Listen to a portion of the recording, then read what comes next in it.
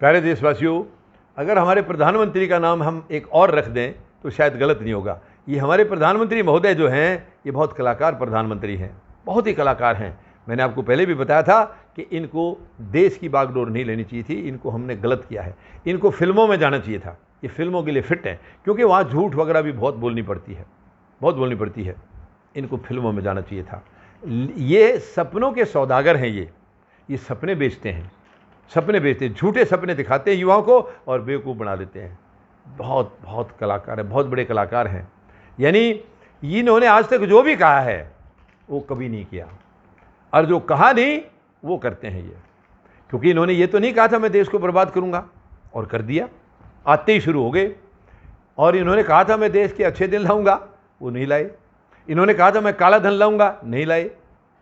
इन्होंने कहा था एक के बदले, यानी ये कहा था कि पाकिस्तान हमारे जवानों के सर कलम करके ले जा रहा है, और हमारे प्रधानमंत्री महोदय बिरयानी खा रहे हैं।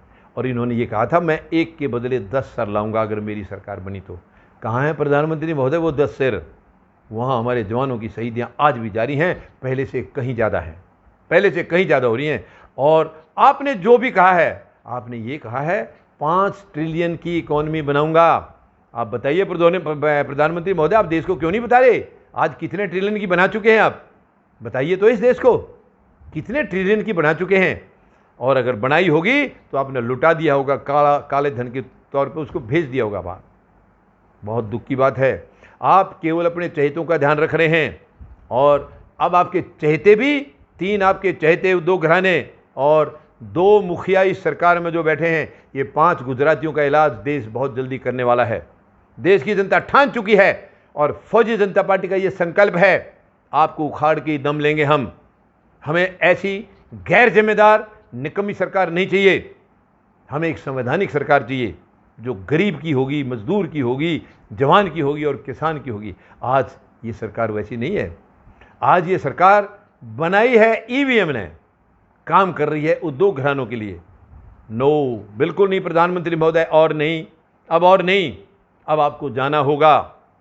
आप पैकअप करिए, झोला उठाइए, कहाँ रखा है, और झोले की भी तलाशी लेंगे। आपको झोला ऐसे उठा करके नहीं जाने दिया जाएगा, झोले की तलाशी लेंगे कि झोले में क्या क्या है। लेकिन आप तैयारी कर लीजिए, अब आपकी विदाई का समय आ गया प्रधानमंत्री महोदय, बहुत हो चुका है। पहले 5 साल में आपने गलत नीतियां बना करके और पूरी जितनी संवैधानिक संस्थाएं थी उनको कैप्चर कर लिया, अपने काबू में कर लिया। और दूसरे चरण में ईवीएम से आपने चुनाव आयोग के साथ खुल्लम खुल्ला साजिश की है। खुल्लम खुल्ला चुनाव आयोग की साजिश है इसमें, ईवीएम के इस्तेमाल में। और ये चुनाव भी जो हुए हैं, जैसे भी हुए हैं, मैं इस और ज़्यादा टिप्पणी नहीं करना चाहूँगा। कुछ भी सही तरीके से नहीं हुआ इस देश में, कुछ भी नहीं, सब गलत तरीके से हुआ है। आपका एजेंडा वही है, आपने सबको डरा के रखा है, धमका के रखा है। आप कैसे शासक हैं? ऐसे शासक का इस देश में कोई जगह नहीं है। यहाँ एक ईमानदार शासक चाहिए, डेडिकेटेड शासक चाहिए, सच्चा और चरित्रशील और ऊंचे विचारों का शासक चाहिए। कहाँ है आपके विचार? आपका नॉलेज ही नहीं है, जीरो नॉलेज है। आपने कुछ दिन पहले कहा था भाषण देते हुए कि यहाँ गुरु गोरखनाथ, गुरु नानक देव जी और संत कबीर इकट्ठे बैठ के मंथन करते थे। प्रधानमंत्री महोदय, आपको याद भी है, उनका जन्म अलग अलग सेंचुरी में हुआ था।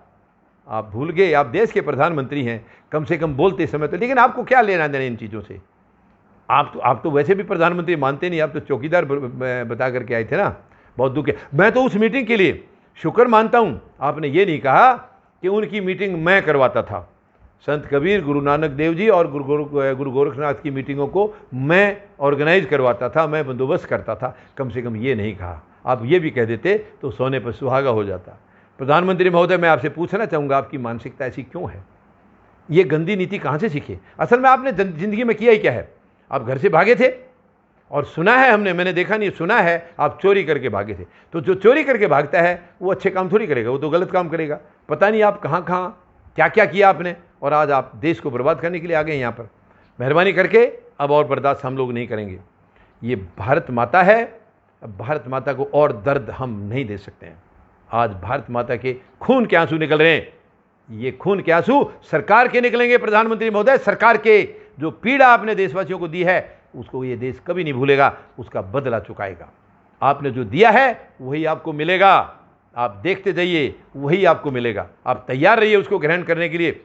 जो देशवासियों को आपने दर्द दिया है वो दर्द वापस आपको मिलेगा। ये मैं आपको चेतावनी दे रहा हूं। धन्यवाद। जय जवान, जय किसान, जय हिंद।